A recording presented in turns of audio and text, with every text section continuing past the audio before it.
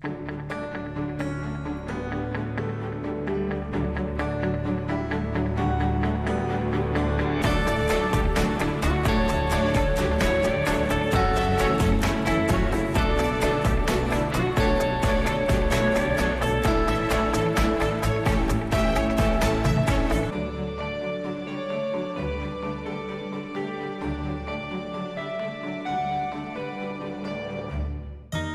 Lord is able to heal your broken heart if you give your broken heart to Him.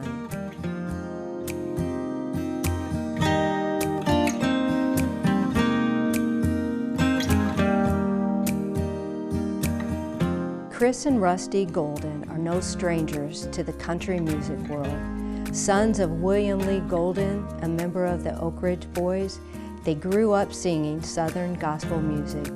Years after their solo careers, earning many #1 hits, their father, William Lee, gathered his sons, Rusty, Craig, and Chris, his grandchildren, and a friend to record what has become a tremendous healing process for the family, and the start of a new group, William Lee Golden and the Goldens. This is their story. This is today's Nashville. This is Faith. Rusty, Chris, what a pleasure it is to sit down with you here at your dad's house. Wow. Golden era. Here we are. Okay, It's our first pleasure. question. Who's the oldest? I always hated that question because Rusty is. By many years. But he acts the youngest, so How many years? just 4 years difference. Just 4 And we have a years. brother in between us, Craig. I know so that, it's yeah. every Craig. 2 So years. you're the baby. I was for I a thought long Craig time. was, so I just got that mixed up. So yes, you I have was a for younger long one, time. I have a- Solomon. Right. Solomon. So, what was it like? I'm still my mama's baby. I bet you are. What was it like growing up in the Golden family? It was, you know, I've been asked that question a few times, and it really, we knew that Dad was different than most other dads, but it was just something that's what our dad did, you know. He was gone a lot. We knew that. He wore a lot cooler clothes than any of the other daddies at school. He looked like a gangster most of the time, looked like a good fella, sort of, you know, because they had the gospel and the, you know, Cadillacs and the Shark skin suits. right. So Yeah. mostly just grew up listening to gospel music for the first little spell of our life, you know, musically. It was mostly just gospel music. What was it like for you, Russ? Absolutely, gospel was the only kind of music that we heard until well after we moved, after 65, when Dad joined the Oak Ridge Boys. We were still like the record player that we had there. I remember I was 7 when Dad joined the Oaks, but all the records were gospel quartets, all of them, because they were at my grandmom's house. That's, you know, anyway, but that's all Dad listened to. The Elvis thing was out, but that's not what he listened to, and was, you know. Right at that time, but later on, it's like, you know, the different kind of music started coming into the house, and Glenn Campbell and Gladys Knight, and, you know, the music thing, a wide variety. Did you ever go on tour with the Oaks then, or you know, I mean, with your dad, or did you? Rusty probably more than I did because he was a little bit older, but I did get to go to a few times, like, you know, if it was somewhere close by, we would get to go to Bowling Green, Kentucky, or Memphis, Tennessee. But when you're a little kid riding the bus and like getting in a bunk, even though it's only like maybe a 3-hour ride, you think, wow, I'm sleeping in the bunk. You don't know that it's Not very far. Yeah, right. I remember I went to Memphis. I was in the 5th grade, and I got, you know, the Oaks bus had pulled up to school, and they'd pick me up at school. And back then, the Oaks were kind of a struggling gospel group, although they were at the top of the game in gospel music. It wasn't like the success that they had later on in country music, but most of the guys just had one car.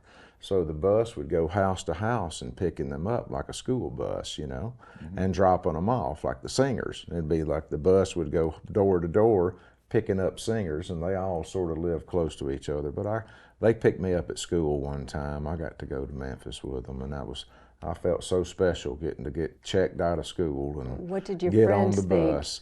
Oh, it was mostly the teachers. think? We went to a Christian school, right? Yeah. And so going to the Christian school, there was a hair regulation above the ears, Off and the off collar. the collar. Well, our dad walks in. He's got a longer hair. He wasn't regulation. And they're asking him for the autographs, and can we get your picture? So what was it like, you know, after those years, your teenage years, when did you know that, you know, you wanted to go into music? It was kind of like the family just business, knew, and it right. was something that came from both sides of our family. You know, my dad and his sister Lynette, she played piano and guitar, mandolin, and sang. But our mother's side of the family, she was one of 8 brothers and sisters, and they all played and sang. They played fiddles, guitars, pianos. So whenever they got together to sing, it was like a double quartet. There was 8 parts, and they all sang in harmony. So we kind of got it on both sides. My mom's dad played the fiddle, and it was just something that kind of come easy for me. And I was basically just trying to be like Rusty at the time. Rusty got really good at playing drums when he was Age young. 12, right? Well, I mean, I was already on the Like- road at 13, so when you said, when did you, how old were you? 5 probably. I mean, but I already knew what I was going to do, wanted to do definitely by 10, definitely, because I was working at it and got good enough that I was doing that by 13. Now, who were you playing the drums for? I heard that you... Back then, Dottie Rambo, it was called, the group was the Rambos, the singing Rambos, but featuring Dottie Rambo, the songwriter. And back then, she was as prolific a songwriter as what Bill Gaither is, but she was one of the first new gospel songwriters that came along that everybody cut her songs, even the same song, and had hits with the same song. That don't happen anymore. There's a lot of our stuff became standards. Elvis recorded her songs. I mean, Wow. Yeah. yeah. Anyway, so that's who I was playing for. Back then, there were, you know, the gospel music business that the Oaks were involved with was called Southern Gospel. You know, it was split up like that. You know, and there were really, you know, 5 really all major acts: Oaks, you know, Happy Goodman, Spears, Rambos, Stamps. There were a few like. And when they would do like mega shows, they could pack a full of 10,000 seats, you know. And that was big for Southern gospel. It really was. I was just trying to be like Rusty. Rusty started playing drums. I thought, well, man, that's something I can do. And when he was talking about Dottie, I remember when they used to come over and eat with us sometime. I remember playing drums with, you know, like it's like show and tell when you got company over. They make the kids play for, you know, the company, and I can remember doing a little drum thing for them when I was just probably 5 years old. Then Rusty moved to piano, and I thought that was something I wanted to do. I started playing piano. I remember one night we were fighting over the drumsticks, and Dad took me up to the bedroom, and he brought out his guitar. And we didn't, you know, his guitar is sitting right here. It was the one that didn't come out very much back then, but he said, hey, man, if you learn how to play a different instrument, y'all can play together. So that's something that kind of started me on the journey of trying to learn to play the guitar. And what a journey it has been, and we're going to talk about that because from there, you guys went into solo careers, and we're going to talk about it when we come back. Okay.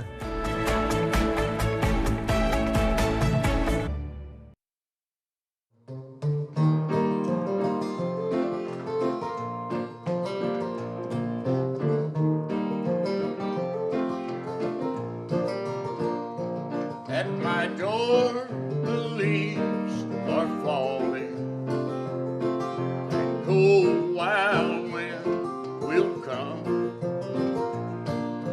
Sweethearts walk by together,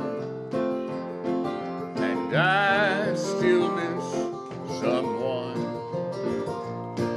I go out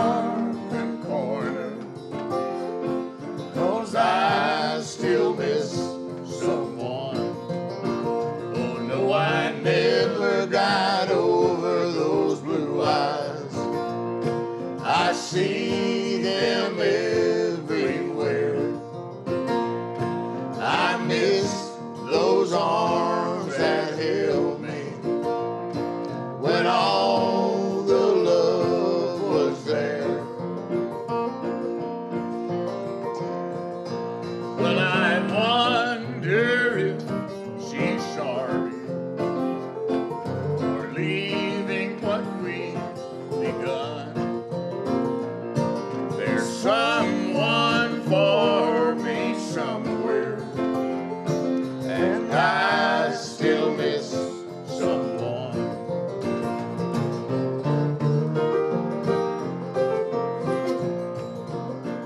Rusty, Chris, let's talk about those teen years and how those years led you into your band, and then you ended up going solo. So let's pick up there. Well, during our teen years, you know, we really had the best of both worlds growing up. Basically just went to school in Tennessee. Most of our time in the summertime and every holiday was spent down on the family farm in Alabama, South Alabama on the Florida state line. Where we're from. That's where we all came from, and our grandparents had a farm down there. They didn't have a television till the mid-1980s. So there was not a lot to do other than hang out in the kitchen and learn how to, we're world champion bowl lickers from way back from hanging in the kitchen. But anyway, we also hung out in the fields with our granddaddy and learned how to drive tractors, and then they had pull weeds, and they had a little church down there that all the keys worked on the piano, and they had a PA, and we had a key to the church. So we used to get to go down and hang out at the church a lot, and there would be these 3 revivals going on, and you know, my grandparents went every night. So that was a lot of the music that influenced us was made at home or made at church during that time. But in our teens, you know, my first professional job was playing piano with a gospel group too, and we did the whole gospel circuit. Got out of high school, joined up with Rusty, had a band going called the Boys Band. They wound up being on Electra Asylum Records and releasing pop music. I was their drummer for a little while. It was actually during that time 2 pop for country, 2 country for pop. But it was released on the pop charts, and although it had a lot of country type influences, bands come and go. We had another band. We would Rusty would write 5 or 6 songs. We'd go in and record them, and we would try to get a record deal. And we did that for 2 or 3 years. And finally, it was a little bit more Americana rock and roll type stuff we were doing. But then it started. They said we went going down to Muscle Shoals a lot, and it was. They were telling us, you know, well, you guys live in Nashville, you talk country, you dress country a lot of the times, and so we started doing more stuff in our wheelhouse, and that led to record deals that we did with Capitol Records and CBS Records as the Goldens back then. We released singles, and we're out on the tour for about 9 years, and while we were in the studio recording that album, Dad got the news that Dad wasn't with the Oak Ridge Boys anymore. So we invited him to come to the studio to get away from the telephone during that time. He wound up being on, we got him to sing. He would always talk about music was a healing power, and he was going through kind of an emotional time at that time. And that story, the reason I told that is because it kind of come back to that during the pandemic with us. We toured for 9 years, and although might have been dark days. For one thing, we finally got to kind of go on that family vacation we had never been on, and it lasted for 9 years. So we got to go. Tell me about your faith. When did the Lord get a hold of your heart and say, okay, you're mine? I was 13 years old at a revival with G.W. Birdsong preaching. I remember his name. He was a friend of our family, and it's, you know, he had those pleading eyes as he was doing the altar call. He said, just one more. Just one more, and I felt the need to go up there, and I did. I was like 13 years old, but like a lot of people do, I poured it all out, or my parents were getting divorced. I was going through an emotional time, and I was distraught, and that's the only place you can turn during distraught times. But like a lot of people do, I picked up all my troubles, put them back in my pocket, and walked back out the door with it. And after we were on the road for a while, started kind of living the lifestyle that comes with that, and you get away from the things that you know that you were taught and were right. And I had a praying mama and a praying grandmother and granddaddy that you look back on situations and know that you got out of certain situations that maybe could have gone a different way, in a bad way. But I was older when I came back to it, and you know, sometimes a man's got to take the long way around to come back to what means the most. But I do want to finish well, and I'm thankful for second chances and third and fourth. We and talked fifth. about that. Right. Rusty, what about you? There was never a point in my life where belief in God, Jesus, the Christian way was not a part of my life. Amen. There's never, I mean, all I remember is 5 prayers a day, consistent. The morning prayer, which is just thank you for letting us wake up. It lasts 10 or 15 minutes. Oh yeah, that was Yeah. a morning prayer. There was 3 prayers about because they were from the 3 meals a day, but he worked anyway. Throws and then the evening before bed every day, 24/7. I mean, not 24/7, but 365. Everybody on their On the knees. knees. Yeah. And, The morning and evening. Moaning. Knees only. Yeah. So that's it's always been there. Yeah. Now, Chris talks about when did it hit you. Honestly, with me, I've had a few times. I really have. I've had those times where it's hit me, and I've been a good boy for a little while, and then I needed another dose, you know. Yeah. And right now, I'm in a good place because there's a part of me that says I'll never be good enough to be like my but if I get wrapped up in that mess, that's just the bad side working in my head. Well, we're all sinners and we all fall short. If that's where it's like I get down when I get down to those couple of really good verses that are in the Bible that say there's a reason John 3:16 is so popular and powerful, because if I believe that, I sleep better at night. Yeah. And I pray every day, but it's not like my grandparents did it right now for me. I'm single. It's a lot of praying, a lot of thank you, Lord, all day long. A lot of that. More thank yous than please give me. Yes. I was on the road with the Oak Ridge Boys for 17 years. Like whenever we were out on the road with the Goldens, after 9 years, I started having babies instead of hits. So I had to take a sideman job working for the Oak Ridge Boys, and I was glad I was still making music with friends and family. I had been out there for about 15 years. I'd never quit making solo albums, but I was in a really dark place for a little while. And you know what, Chris, we're going to talk about that. Okay. We're going to talk about those dark places when we come back. Okay.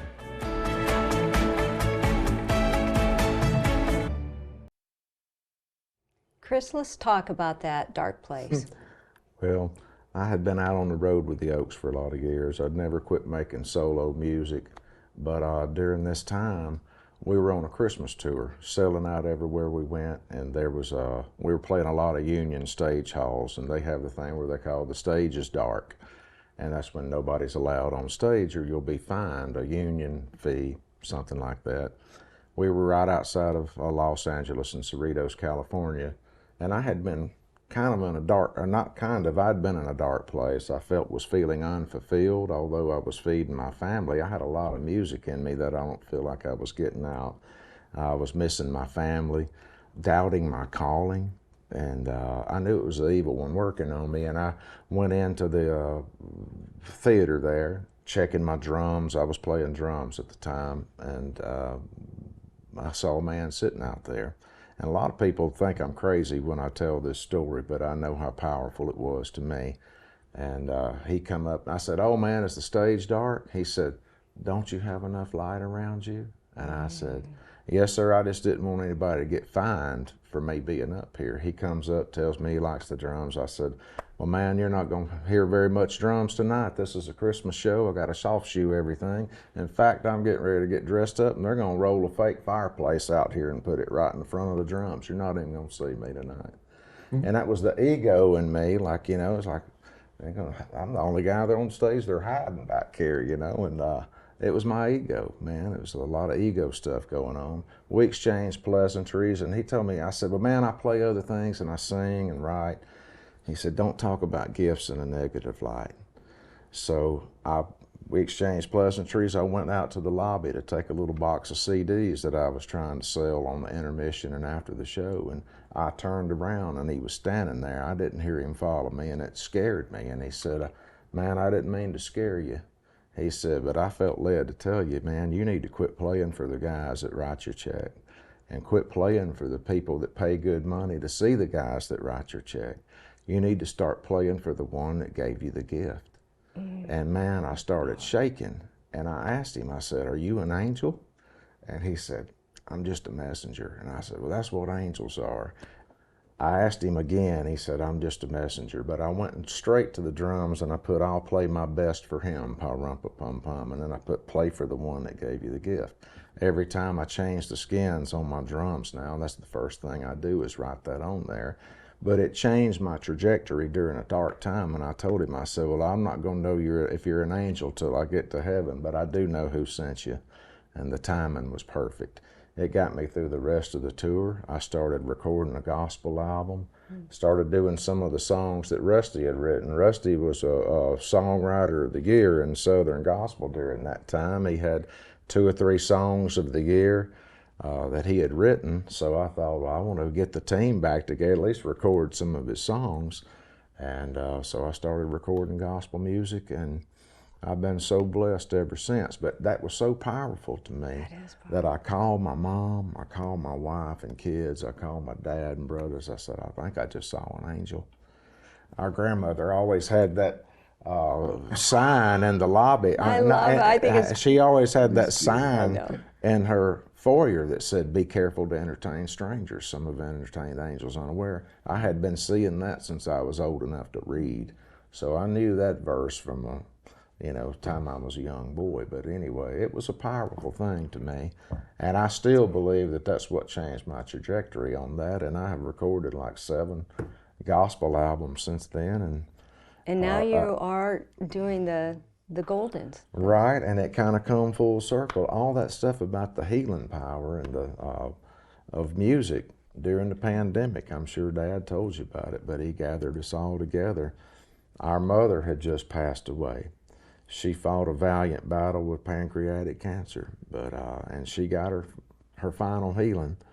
But we were all had been dealing with that for a little while, and he knew that music was a healer. None of us had been able to go out and play and sing, and it affected him too, although they had been apart for a long time. They were high school sweethearts, junior high school sweethearts, and had still had a lot of love and respect for each other. But soon after that, we go into the studio, and the first 13 songs we recorded were gospel, and it did have a healing power, So although we've all gotten to play with all these different groups of Oak Ridge Boys, Alabama, Larry Gatlin, and the Rambos, or whoever, making music with the family, nothing really brings me greater joy than that. With your family. Yeah.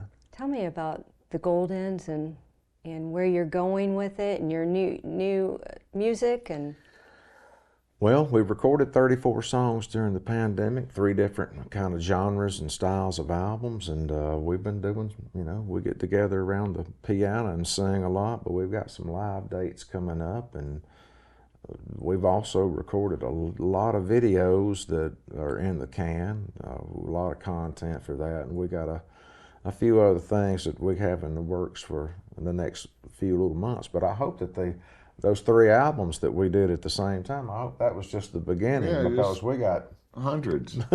We got tons more songs that we want to do, a lot of original stuff too. So, Rusty, how has this healing process affected you and getting the family together and producing new music? And it's gave me purpose that I really needed at a time.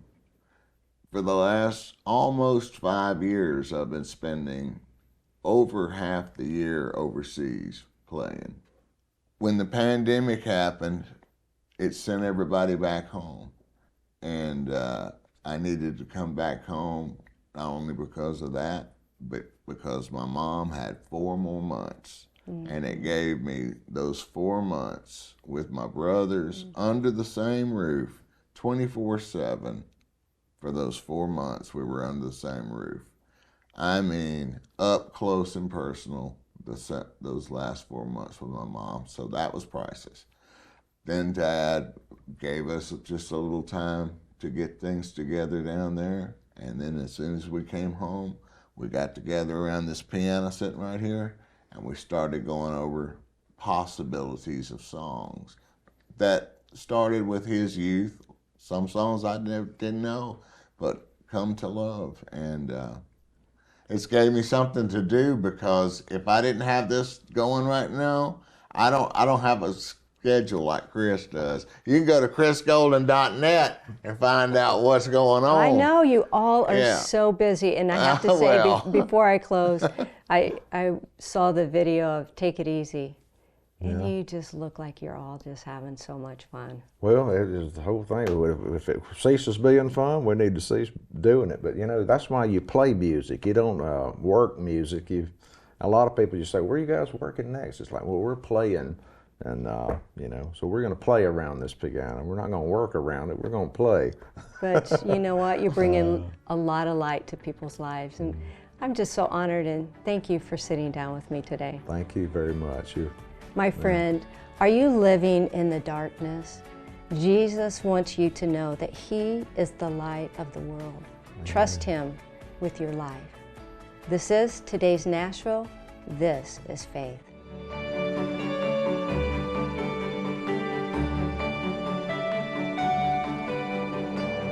Cornerstone Television wishes to thank all our faithful viewers whose consistent prayers and financial support have made this program possible.